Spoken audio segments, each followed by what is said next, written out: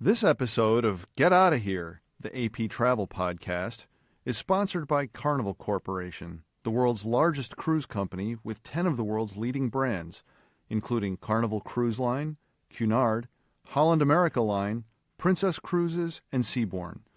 To learn about the world's leading cruise lines from Carnival Corporation and great vacation options, contact your travel professional or visit worldsleadingcruiselines.com. It's Get Outta Here. I'm Warren Levinson.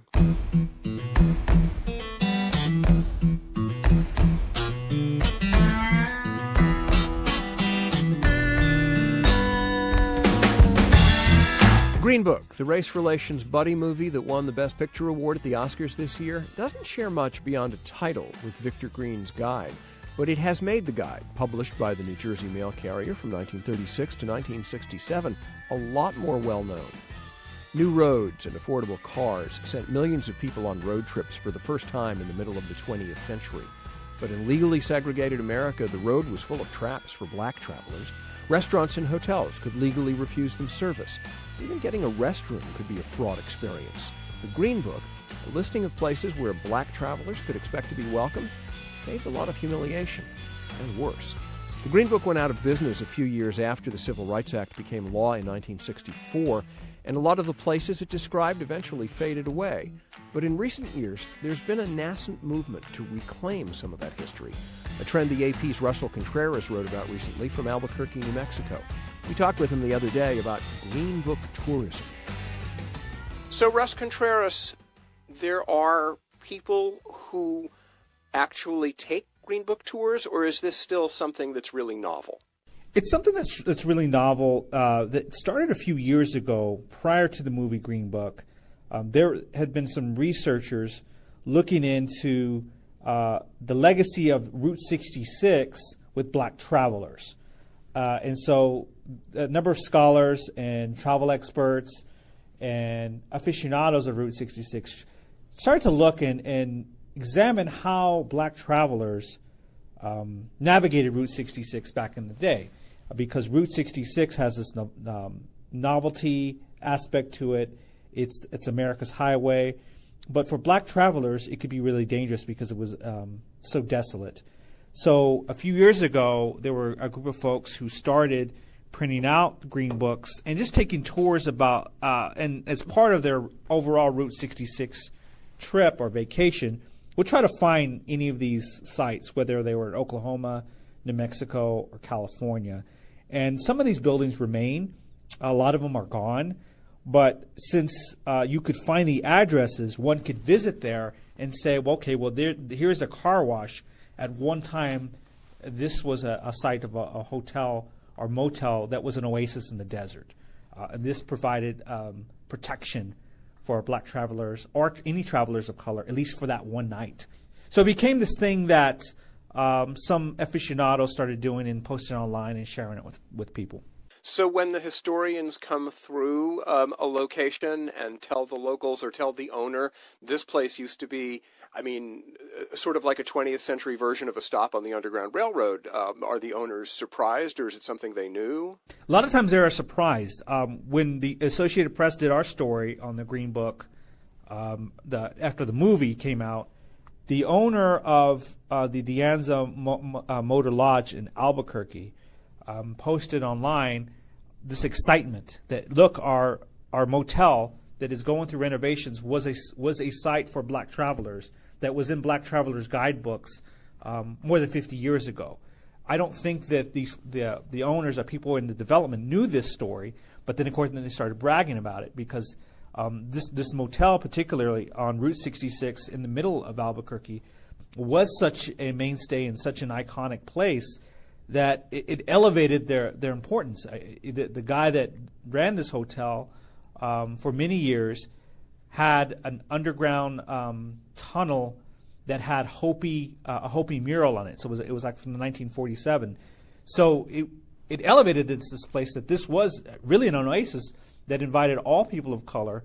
So regardless of the desolation you were going to face if you were going to travel from Chicago to L.A., at least at this one place was this multicultural gathering that you could have protection for one night and enjoy life, enjoy your trip, and feel safe.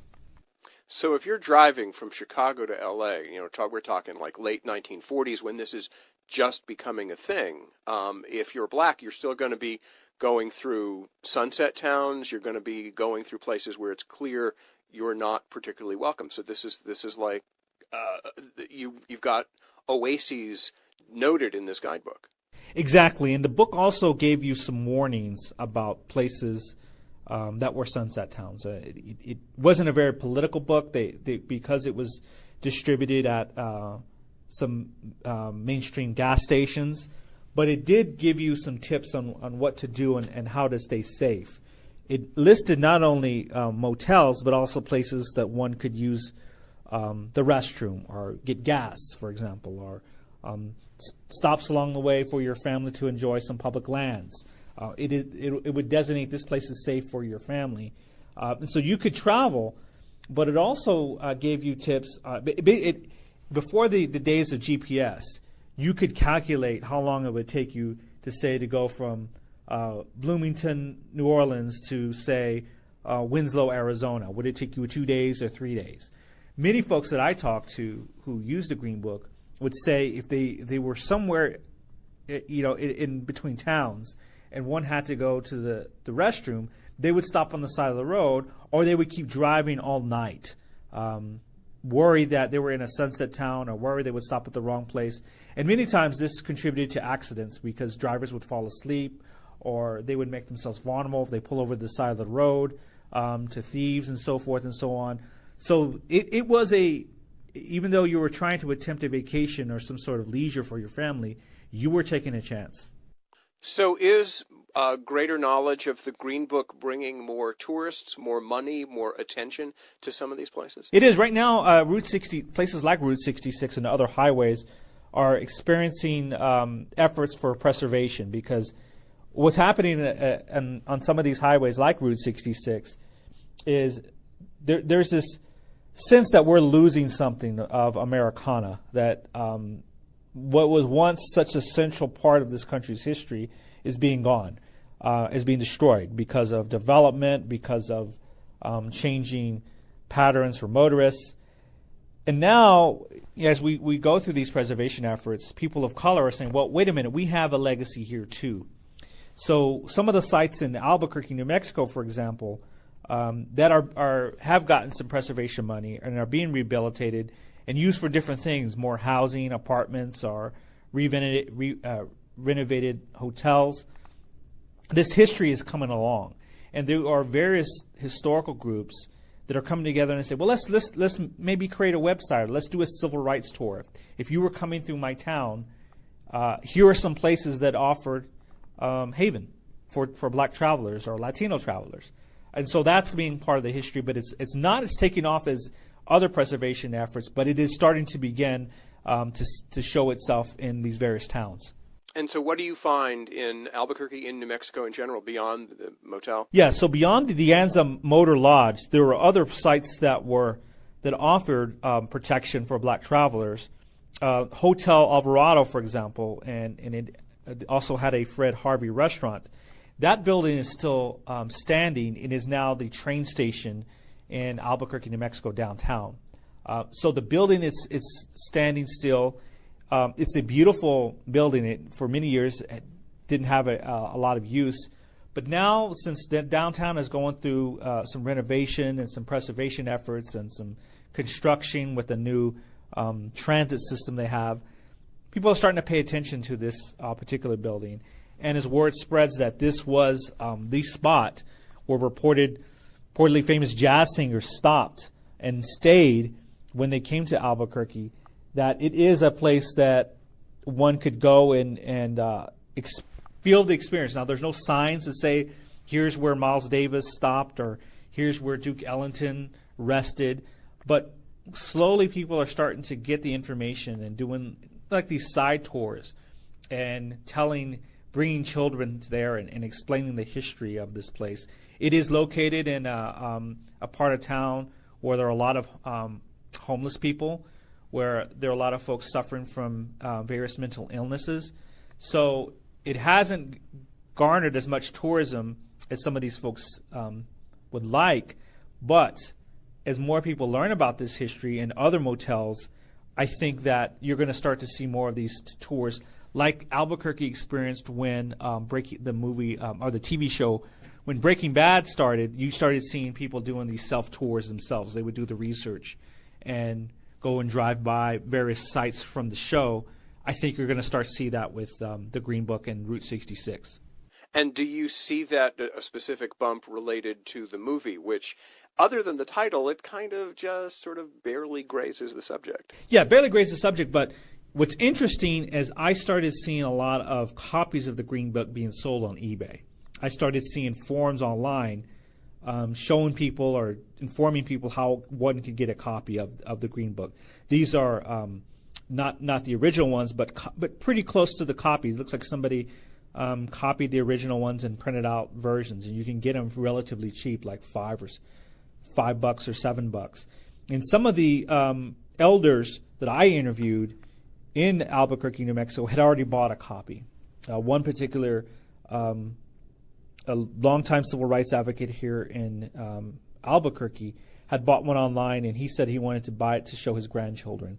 And when I talked to him about the Green Book, he opened up and looked at New Mexico, and he was from Hobbs, New Mexico, which is in the southeast part of the state, and talked about some of the businesses that were there when he was a child, and he'd actually participated in sit-ins. And what was triggering his memory is that not only the particular businesses that provided services to black travelers or black residents in that town, but that what the community, was sense of community that built around them facilitated. When after the civil rights movement and desegregation was dismantled, some of these places closed because they weren't either needed or they didn't have the businesses to sustain themselves. So there was a sense of yes, we were integrated, but there's also a sense of loss, what we were losing in some of these places that had developed a character of their own. Right. It's great. You want to be part of the mainstream. This is what you've been agitating for forever. But then when you get into the mainstream, all of a sudden one discovers that the places that nurtured you when the doors were closed to you, that they end up going begging. Yeah, and one particular person I talked to said exactly that when they were pushing for integration and just the right to be a human person in the United States and enjoy the rights of everybody else, they would then look and say, well, that hotel that we always stopped in is no longer there. And I used to go and they would feed me a particular dish that I liked, and there were fond memories of a child. But now I can go anywhere I want, theoretically. So there were definitely trade-offs, just like the baseball leagues that were developed in the turn of the century to the 1940s. Once Jackie Robinson broke the color line, there was a sense of loss also. So last thing, the tourist thing. If I were coming to the Albuquerque area, would Green Book sites sustain a whole visit, or should it be Green Book and Breaking Bad stuff, or lots of other stuff? Obviously, there's plenty of reasons to come to Albuquerque. If you were coming to Albuquerque and you came during the summer, I would attempt a Green Book tour, but also a Breaking Bad tour, because you could do both in a day or two. There are a number of sites offered by the National Park Service. They list of the Route 66 properties that were in Black Travel guidebooks. None of them are standing besides the De Anza and the Hotel Alvarado. They include addresses, so you can go and to the location. Some of them, as I mentioned before, are car washes or retail stores, but the address is there. You can go and then kind of look and stand around Route 66 or any of the highways and say, okay, I can imagine what this place meant as you were traveling and heading towards Los Angeles or Chicago. But you can also go online with even on the city's of Albuquerque's website and see the sites of Breaking Bad and drive around. So in essence, you can. It goes into this new movement in travel where people are looking for experience and how to gauge and feel a particular tourism adventure, whether we're looking at something vintage or something that you saw on television. And it can be really fulfilling, because when you look at the addresses and you can look at the history of some of these motels and you put it in context, in many ways, not much has changed and some of the aesthetics of the particular town. What has changed are laws, and what has changed is mores, but the environment to which one you could find yourself, you can definitely put yourself back in time. Russ, thank you so much. I really appreciate you taking the time to do this. Thank you. Enjoyed being on the podcast. It's Get Outta Here. More on the Green Book after a break.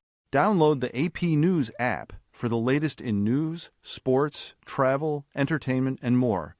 Available now for iPhone and iPad. Welcome back to Get Outta Here. I'm Warren Levinson. For another Green Book story, we checked in with AP Birmingham correspondent Jay Reeves. There's a vacant hotel, the 32-room A.G. Gaston Motel in downtown Birmingham, Alabama, that was once a well-known stop for travelers who used the Green Book. Work is underway to restore it to something approaching its former glory as part of the growing Birmingham Civil Rights National Monument, a monument first designated by the federal government 2 years ago. Jay Reeves fills us in on the history. There was a black businessman in Alabama in the mid-1950s named A.G. Gaston. He's generally considered at this point to be Alabama's first black millionaire. But in the 50s, he was a businessman. He had various interests, a radio station, an insurance company.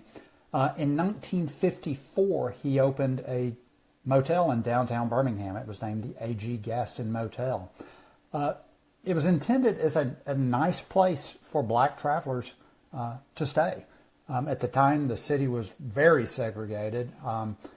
It was known as Bombingham because efforts to integrate were often met with bombs. But Gaston opened this hotel, and it was a nice place. There was a courtyard. It was in the downtown business area that included black businesses. It was a two-story hotel. It was a bit unusual for its time in that it had a restaurant and a lounge. And a lot of well-known people stayed there. Aretha Franklin, Harry Belafonte, Duke Ellington, and others. It became a real hub of the black community, and it was located right in the middle of the city of Birmingham's black business district. It later became well known in the 1960s. In 1963, activists locally were trying to build an impetus for desegregation. In 1963, Martin Luther King Jr. came to town, needed a place to stay. So he stayed in a room at the Gaston Motel. It's room 30. Right now, you'd never know it was anything. It's been, it doesn't look anything like it did then. Originally, there were motel rooms. They were later renovated into apartments. And that's more what it looks like now as an apartment. But King stayed there. And there are very famous pictures from the period of 1963 civil rights protests in Birmingham of King meeting with people in his room at the Gaston Motel. There's photos and film footage of a news conference that King and others held in the courtyard of the motel. At one point, the motel actually was bombed while King was staying there after a news conference to announce agreement dealing with desegregation. A bomb went off outside the hotel. King was not injured; he was fine. But that just showed you the kind of animus that existed in the city at the time.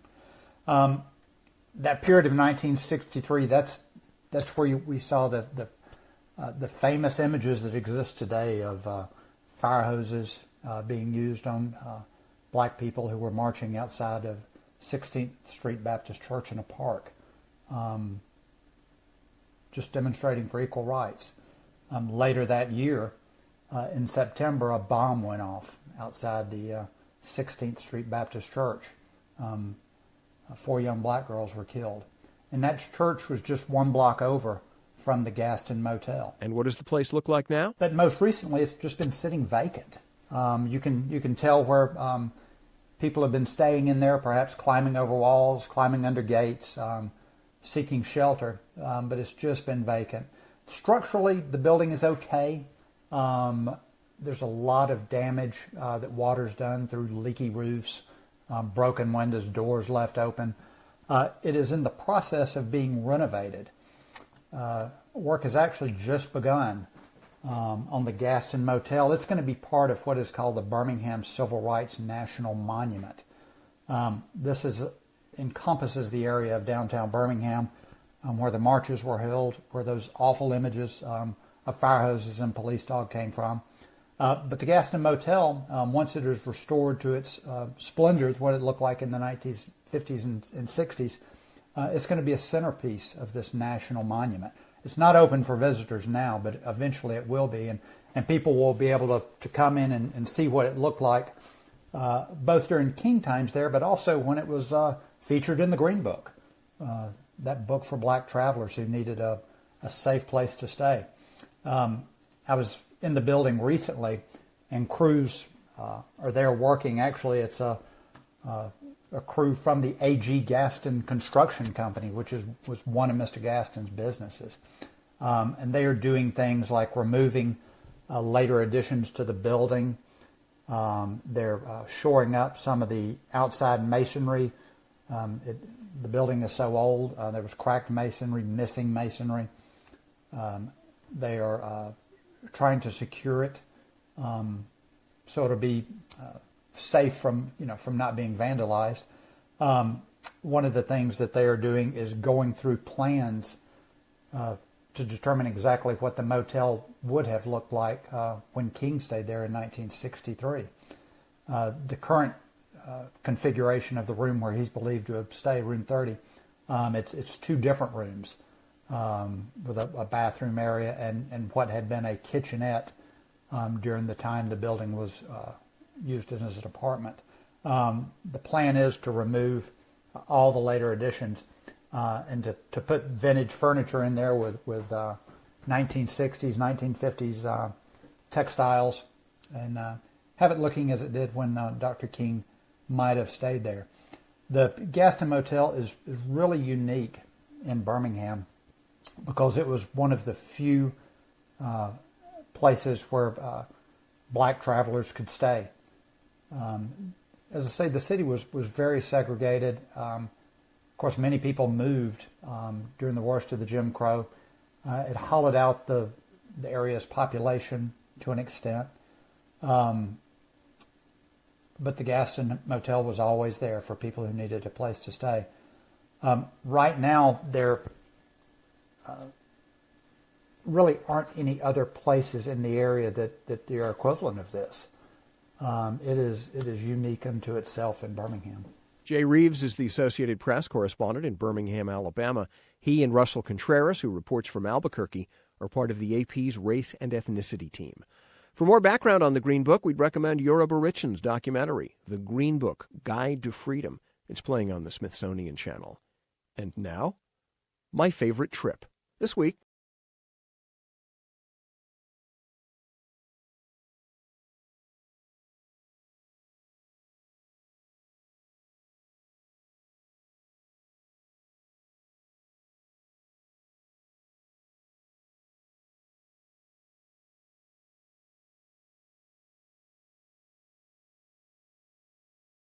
basic and exotic.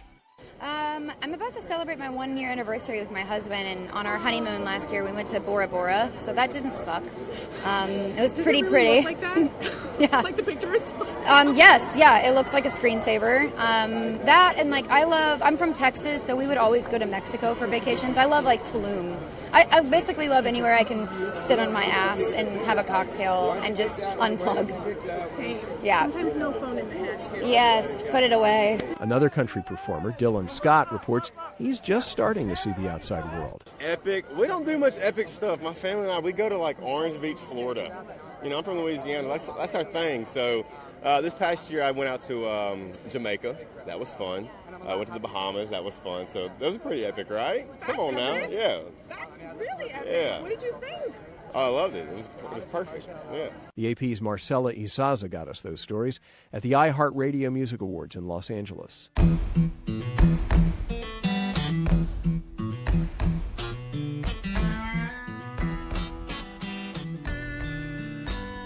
And that's the show. Get Outta Here is produced by the Associated Press under the supervision of Nikessa Moody and Peter Costanzo. Special thanks to Alicia Rancillo and Beth Harpaz, who originated this podcast 2 years ago. We'll see you next time.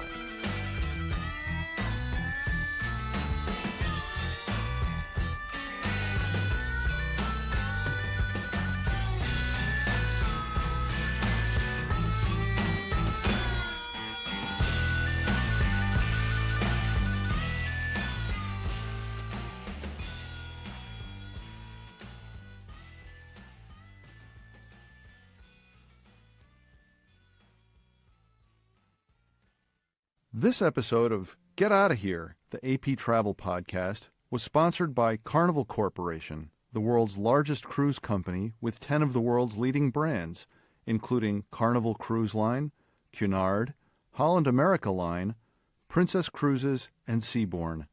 To learn about the world's leading cruise lines from Carnival Corporation and great vacation options, contact your travel professional or visit worldsleadingcruiselines.com.